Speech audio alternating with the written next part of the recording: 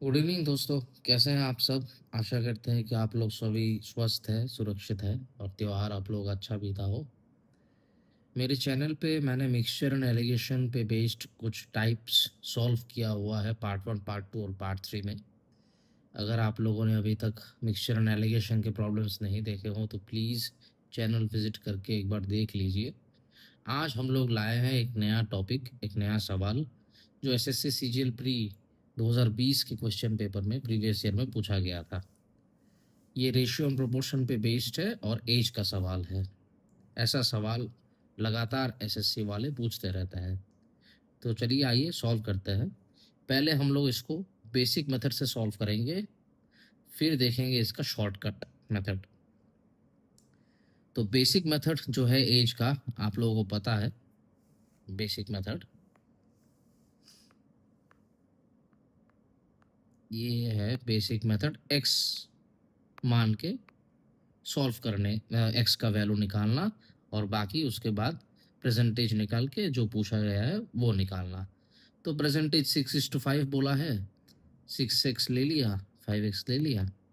8 साल पहले का रेशियो दिया हुआ है -8 कर दिया इक्वल टू 5/4। ये हो गया आपका एलजेब्रा बेस्ड जो बेसिक मेथड है, स्कूल में सिखाया जाता है। इसको आप क्रॉस मल्टीप्लाई करेंगे और यहाँ से x का वैल्यू निकालेंगे। x का वैल्यू निकल गया तो आपको प्रेजेंटेज मिल जाएगा, ए का प्रेजेंटेज मिल जाएगा, बी का प्रेजेंटेज मिल जाएगा। और सवाल में पूछा गया है what will be the sum of the ages of A and B after 7 years from now. तो आप लोग आसानी से यहाँ से +14 करके आंसर निकाल लीजिएगा। ये हो गया आपका बेसिक मेथड। ऐसे आप लोगों को एग्ज़ाम में कतई नहीं करना है, क्योंकि कम्पिटिटिव एग्ज़ाम है तो शॉर्टकट मेथड से करेंगे। चलिए आइए देखते हैं शॉर्टकट मेथड।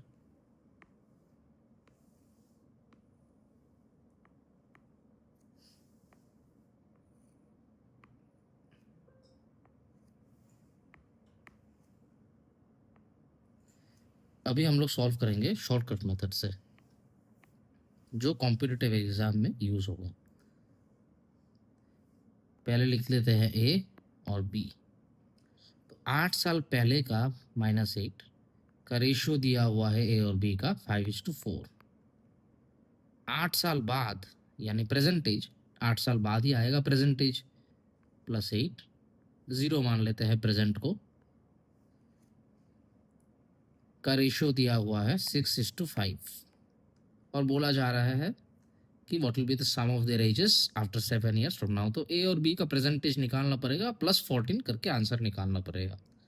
इसमें एक बात का ध्यान रखिएगा एज वाले सवाल में कि ये जो गैप है, चाहे ए का हो या बी का हो, 8 साल बाद या 6 साल बाद, जो भी हो 10 साल बाद, गैप हमेशा कांस्टेंट रहता है एज वाले सवाल में। ये जो गैप है, गैप हमेशा कांस्टेंट रहेगा। तो गैप को हम लोग कांस्टेंट बनाना है। जैसे ए 5 है, उसका रेशियो 6 हो गया 8 साल बाद, गैप 1 का है। बी 4 है, उसका रेशियो हो गया 5 8 साल बाद, गैप 1 का है। यहाँ पे गैप कांस्टेंट है। अगर कांस्टेंट नहीं है तो कांस्टेंट बनाना पड़ेगा। जैसे मान लीजिए ए और बी दो भाई है, ए का उम्र 10 साल है, बी का उम्र 15 साल है। तो 8 साल बाद ए का 18 हो जाएगा, बी का 8 साल बाद हो जाएगा 23।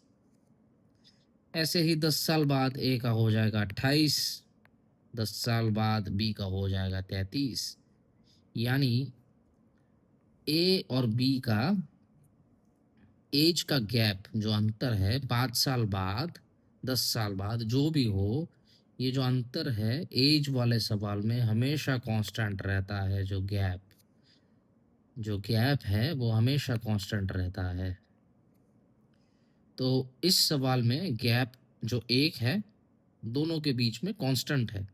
तो 1 का वैल्यू आ गया 8 के बराबर। 8 साल बाद है ना रेशियो, और गैप 1 है, तो 1 का वैल्यू आ गया 8। तो 6 का वैल्यू आ गया 48, 5 का वैल्यू आ गया 40। यही तो हो गया आपका प्रेजेंटेज। तो यहाँ से आप लोग आसानी से जो सवाल में पूछा गया है what will be the ages of A and B after 7 years from now, यानी 88 + 14, तो आ गया आपका आंसर डी। यानी 102। हमेशा याद रखना शॉर्टकट यही है कि जो गैप है, ये जो प्रेजेंट एज और प्रीवियस एज या फ्यूचर का जो भी एज दिया जाएगा, जो गैप रहेगा वो हमेशा कांस्टेंट रहेगा। इसको आप लोगों को कांस्टेंट बनाना है, तो आप लोगों का सवाल आसानी से हो जाएगा। ये हो गया आपका शॉर्टकट मेथड जो कंपैरेटिव एग्जाम में यूज होता है। और एक मेथड है जो एक छोटा सा ट्रिक है और आपका सवाल और भी इजीली हो जाएगा, वो है ऑप्शन से। तो चलिए देखते हैं ऑप्शन से कैसे करेंगे। प्रेजेंटेज दिया हुआ है 6x 5x, ये आप लोग मानते हैं ए और बी का। तो सवाल में पूछा है what will be the sum of ages of A and B after 7 years from now. तो सम कर देते हैं 11x, और 7 years फ्रॉम नाउ तो ए का भी 7 साल बढ़ेगा, बी का भी 7 साल बढ़ेगा, तो +14। जो भी आंसर आएगा इस फॉर्म में आएगा। तो इसका मान आप लोग डाल लीजिए। यहाँ पे अगर हम लोग 6 डालते हैं तो 80 आता है, और अगर हम लोग यहाँ पे डालते हैं,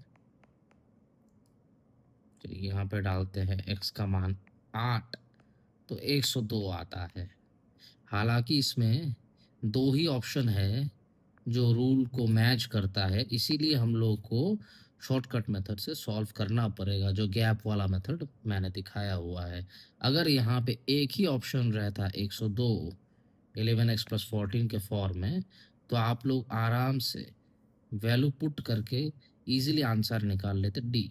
पर क्योंकि यहाँ पे दो ऐसा ऑप्शन है, 80 भी मैच कर रहा है 11 × 6 + 14, और 102 भी मैच कर रहा है 11 × 8 + 14, इसीलिए हम लोग को शॉर्टकट मेथड से सॉल्व करना है।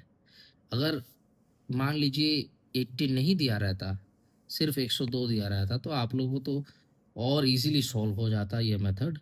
कुछ भी नहीं करना पड़ता, 11 का मल्टीपल होता प्लस उसमें 14 करते, वैल्यू पुट करते 8, और आपका आंसर आ जाता 102, यानी बी। तो चलिए दोस्तों, मैंने आप लोगों को 3 तरह से सॉल्व करके दिखा दिया एज वाला प्रॉब्लम रेशियो एंड प्रोपोर्शन का। कमेंट करके बताइए आप लोगों को कौन सा मेथड अच्छा लगा, और ऐसे ही एक प्रीवियस ईयर क्वेश्चन लेके हम लोग अब आप लोगों से फिर से मुलाकात होगी कल एक नए वीडियो में एक नए प्रॉब्लम के साथ। तब तक के लिए टेक केयर, जय हिंद।